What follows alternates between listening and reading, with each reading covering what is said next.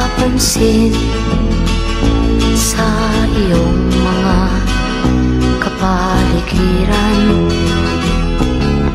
Kay dumi na ng hangin, pati na ang mga ilog natin.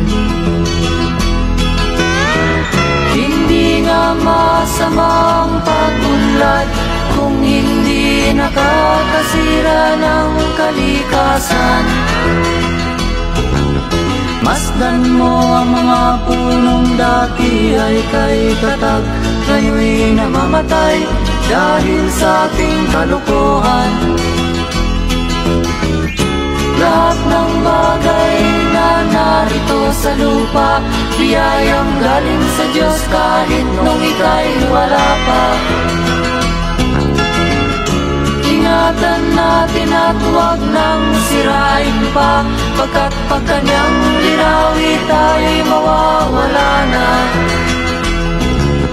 Mayroon lang akong hinihiling sa aking pagpanaw, sana ay tagunan. Gitara ko ay aking dadalhin upang sa ulap na lang tayo magkanta.